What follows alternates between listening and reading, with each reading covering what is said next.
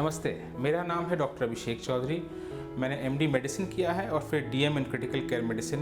मैं मेडिसिन और critical care विभाग में विशेषज्ञ हूँ पारस एचएमआर हॉस्पिटल पटना में। आज विश्व रक्तचाप दिवस है यानी वर्ल्ड हाइपरटेंशन डे, और इस पर मैं आपको रक्तचाप या ब्लड प्रेशर के बारे में कुछ बताना चाहूँगा। तो शुरुआत करते हैं डेफिनेशन ब्लड प्रेशर की या रक्तचाप किसे कहते हैं। जब भी किसी व्यक्ति विशेष का ब्लड प्रेशर 140/90 के ऊपर पाया जाता है तो उसे बोलते हैं कि उसे रक्तचाप या हाइपरटेंशन है। मगर एक चीज़ ध्यान रखना बहुत ही ज़रूरी है कि ब्लड प्रेशर हम कब नापते हैं। अचानक मेरे पास बहुत बार पेशेंट्स आते हैं ये बताने कि भाई हमारे बीपी ज़्यादा पाया गया है, मगर बीपी को हमें तब नापना चाहिए जब हम आधे घंटे बैठ के या रिलैक्स करके तब उसे नापते हैं। अचानक आप कहीं से आए हैं और आपका बीपी ज़्यादा पाया जाता है तो उसे हम मान के नहीं चलेंगे। रक्तचाप का जब भी डायग्नोसिस किया जाता है तो सीरीज़ ऑफ कैलकुलेशंस या सीरीज़ ऑफ टेस्ट जब हम देखते हैं, नापते हैं over a period of time, और उसमें अगर आपका बीपी 140/90 के ऊपर है तभी माना जाएगा कि आपको रक्तचाप है। आते हैं इसके कॉजेज़ पे कि रक्तचाप होता क्यों है। तो इसके कुछ बहुत ही कॉमन कॉजेज़ हैं जो हैं कि नॉर्मल एज, अगर किसी पेशेंट जैसे जैसे हमारा एज होता है हमारी जो धमनियां हैं वो हार्ड होती जाती हैं, जिसे अथेरोस्क्लेरोसिस बोलते हैं। ये एक बहुत मेजर कॉज है ऑफ बीपी। उसके बाद साथ में सेडेंट्री लाइफस्टाइल, जैसे कि लोग होते हैं, जब आजकल आप देख रहे हैं कि सब का बच्चों की भी क्लासेस ऑनलाइन हो रही हैं, बैंक भी लोग घर पे बैठे बैठे कर रहे हैं, ऑफिस में आप काम कर रहे हैं, तो लोगों का हिलना डुलना, अपने घर से निकलना बहुत कम हो गया है, जिसे बोलते हैं सेडेंट्री लाइफस्टाइल। उसके कारण बीपी बढ़ा जा रहा है। वेट गेन, इसके कारण लोगों का वेट बढ़ते जा रहा है।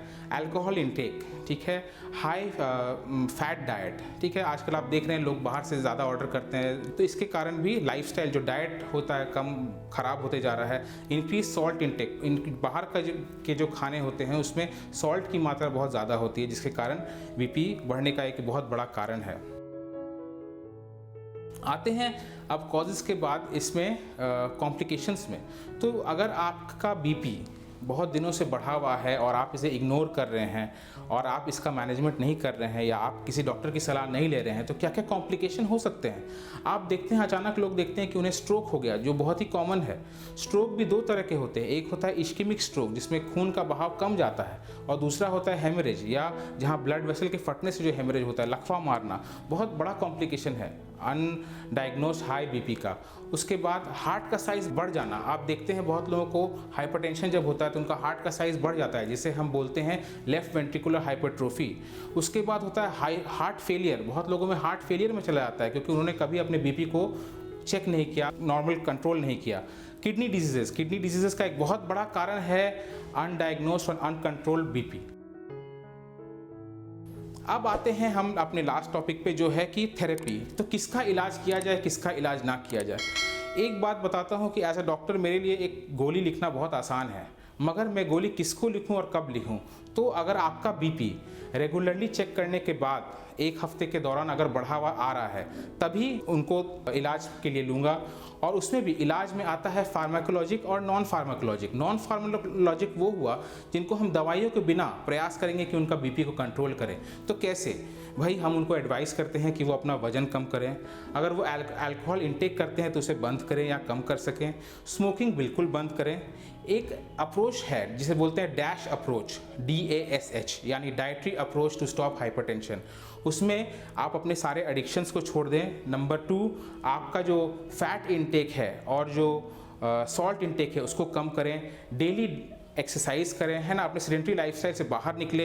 एक छोटा सा एग्जांपल दूंगा, अगर आप एक अपार्टमेंट में रहते हैं तो लिफ्ट का इस्तेमाल ना करके सीढ़ियों का इस्तेमाल करें। अगर आप अपार्टमेंट में नहीं भी रहते, आप हॉस्पिटल में ही काम कर रहे हैं तो सीढ़ियों का इस्तेमाल करें, अपने ऑफिस में सीढ़ियों का इस्तेमाल करें। एक छोटी सी एक्सरसाइज है जो आप डेली कर सकते हैं, और इसके लिए कोई बहाना नहीं चाहिए कि मुझे सुबह उठना होगा या रात में काम से मैं लेट पहुंचा घर, इसके लिए कोई एक्सक्यूज़ नहीं है।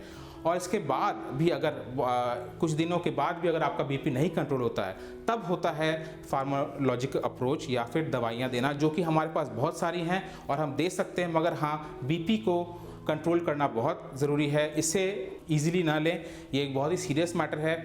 और मैं आपको कहना चाहूँगा कि अगर आपको बीपी की बीमारी है या बीपी की शिकायत है तो कृपया अपने निकटतम डॉक्टर को कॉन्टैक्ट करें।